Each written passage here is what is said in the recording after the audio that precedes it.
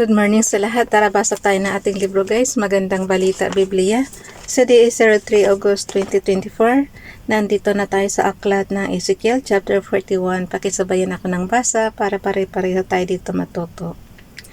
Ezekiel chapter 41 verse 1. Pagkatapos ipinasok ako ng lalaking iyon sa dakong kabanal-banalan, sinukat niya ang daanan nito, 3 metro ang taas.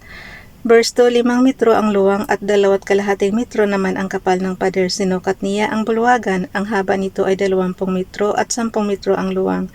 Verse 3, pumasok siya sa huling silid, sinukat niya ang daanan nito, ang taas nito ay 1 metro, 3 metro ang luwang at ang kapal ng pader ay 3.5 metro. Verse 4, sinukat niya ang bulwagan, ang luwang nito ay 10 metro, gayon din ang haba. Sinabi niya sa akin, ito ang dakong kabanal-banalan, ang mga silid ng nakadikit sa pader. Verse 5, at sinukat din niya ang panloob na pader ng templo, ang kapal nito ay 3 metro. Sa pader na ito na nakapaligid sa templo ay may sunod-sunod mga silid na tigda 2 metro ang luwang. Verse 6, 3 palapag ang mga silid, bawat palapag ay may 30 silid. Ang pader ng palapag sa itaas ay manipis kaysa nasa ibaba, pagkat sa gilid ng pader nakasalalay ang bawat palapag. Verse 7, sa labas ng mga silid na ito ay may malapad na hagdang nakadikit sa pader at siyang daanan papunta sa mga palapag. Kung tingnan sa labas ay waring pareho ang kapal ng pader mula sa ibaba hanggang sa itaas, ngunit sa loob ang itaas na palapag ay maluwang kaysa sumusunod na palapag. Verse 8, nakita kong may balkonahing 2.5 metro sa paligid ng templo, 3 metro ang taas nito mula sa lupa at kapantay ng pundasyon ng mga silid sa gilid. Verse 9 to 10, ang kapal ng pader ng mga silid na ito ay 2.5 metro. Sa paligid ng templo ay may bahaging bukas sa pagitan ng balkonahe at ng silid ng mga pari. Ang bakanting lugar ay may sukat na 10 metro. Verse 11, may isang pinto papunta sa lugar ng mga silid sa gawing hilaga at isa sa timog. Ito'y palaging bukas. Ang luwang ng azotea sa palibot ng templo ay 2.5 metro. Ang gusali sa gawing kanluran. Ezekiel chapter 41 verse 12, sa dulo sa gawing kanluran ay may isang gusali na 45 metro ang haba at 35 metro naman ang luwang, 2.5 metro ang kapal ng pader nito. Ang kabuoang sukat ng templo. Verse 13, sinukat ng lalaki ang labas ng templo, ang haba nito ay 50 metro mula sa likod ng templo hanggang sa gusali sa kanluran ay 50 metro rin. Verse 14, ang pagitan mula sa harap ng templo pati ng patio ay 50 metro rin. Verse 15, sinukat din niya ang haba ng gusali. Ito ay 50 metro pati ang mga silid sa magkabila. Ang templo. Ang mga silid na pasukan sa templo, ang dakong banal at ang dakong kabanal-banalan at ang bulwagan sa gawing labas ay Ezekiel chapter 41 verse 16, nababalot ng tabla mula sa sahig hanggang bintana. Verse 17 to 18, ang loob naman ng templo ay balot ng tablang kasintaas ng pinto at may okit na larawan ng palmera at kerubin. Salitan ang larawan ng palmera at kerubin. Bawat kerubin ay may 2 mukha. Verse 19, isa ay mukha ng tao, mukha naman ng leon ang isa. Ang mga ito ay magkatalikod at parehong nakatingin sa puno ng palmera. Ganito ang larawang nakaukit sa lahat ng dingding ng templo. Verse 20, kasintaas ng pinto ang mga tablang may nakaukit na larawan ng kerubin at puno ng palmera.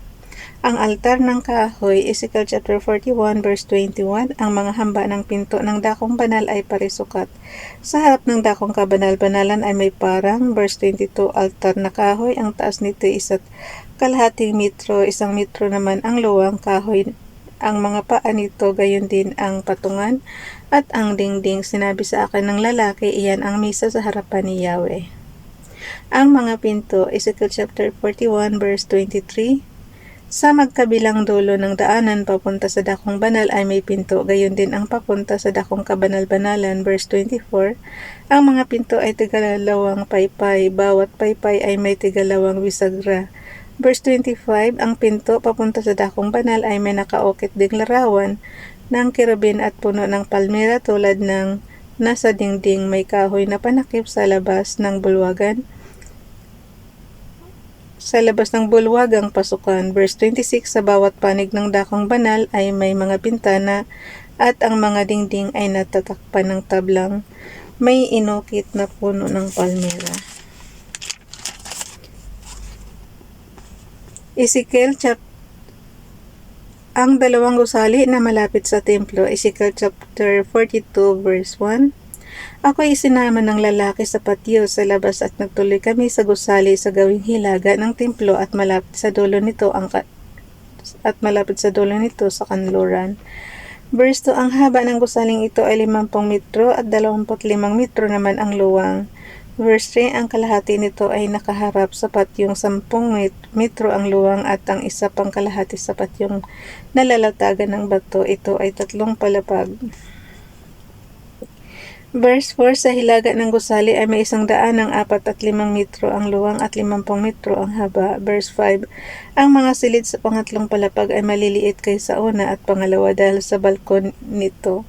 Verse 6, ang mga silid mula sa una hanggang ikatlong palapag ay walang haligi, di tulad ng ibang gusali sa patio sa labas. Verse 7 to 8, ang pader sa ibaba ay may luwang na 25 metro, kalahati ng kabuuang haba. Sa natitirang 25 metro ay may mga silid sa itaas na palapag ay nakahanay ang mga kwarto mula puno hanggang dulo. Verse 9 to 10, sa silangang dulo ng gusali sa ilalim ng mga silid na ito ay may mga pinto palabas sa patio. Sa gawing timog ng templo ay may isa pang gusali, hindi kalayuan sa kanlurang dulo ng templo. Ezekiel chapter 42 verse 11. Sa harap ng mga silid ay may daang katulad at kasukat ng nasa gawing hilaga. Verse 12, sa dulo ng hanay ng mga silid sa gawing timog ay mayroon ding pinto. Verse 13, sinabi sa akin ng lalaki, ang mga gusaling ito ay sagrado, dito kakanin ng mga pari ang ganap na sagradong bahagi ng mga handog. Dito rin ilalagay ang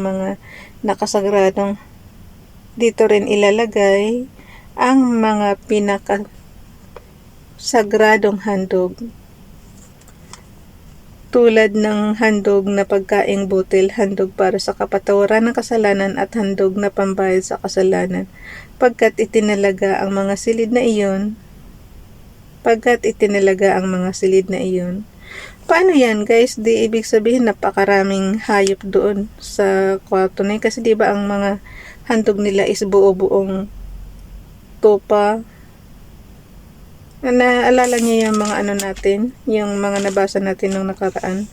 Diba kung maghandog sila is buong hayop talaga. Sabi ko nga napakayaman nila nung araw eh. Kasi tayo ngayon per kilo na lang tayo kung pumili ng karne. Sila talagang buong buhay nakakatayin. So imagine niyo na lang guys. Diba? Iba yung handog sa kapatawaran, iba yung handog sa kasalanan. Ganon karami yung nila, yung magiging handog nila.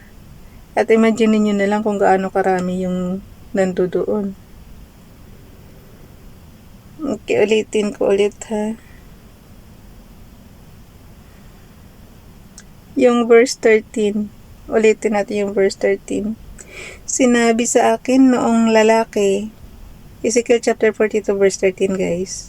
Sinabi sa akin noong lalaki, ang mga gusaling ito ay sagrado, dito kakanin ng mga pari ang ganap na sagradong bahagi ng mga handog. Dito rin ilalagay ang pinakasagradong handog tulad ng handog na pagkaing butil, handog para sa kapatawaran ng kasalanan at handog na pambayad sa kasalanan, pagkat itinalaga ang mga silid na iyon. Verse 14, pagkagaling nila sa templo at ibig nilang lumabas sa patio, hubarin muna nila roon ang kanilang kasuotan. Iba ang kasuotang gagamitin nila pagharap sa mga tao. Ang sukat ng paligid ng templo. Ezekiel chapter 42 verse 15, matapos sukatin noong tao ang loob ng templo, lumabas kami sa tarangkahan sa gawing silangan at sinukat niya ang labas. Ezekiel chapter 42 verse 16 to 19, ang gawing silangan ay 250 metro, gayon din ang gawing timog, kanluran at hilaga. Ezekiel chapter 42 verse 20, sinukat nga niya ang 4 na panig na papaligiran ng pader upang mabukod sa karaniwan ang tanging lugar na ito. Okay, bukas na itong chapter 43 guys. Malalaman natin ang templo na to kung nandyan pa siya ngayon sa Israel. Hindi lang natin sure kasi malayo naman kasi tayo sa bansang Israel eh. So hanggang dito na lang guys. Bukas na yung ang templo ay muling napuno ng kaluwalhatian ni Yahweh. Bye everyone. God bless.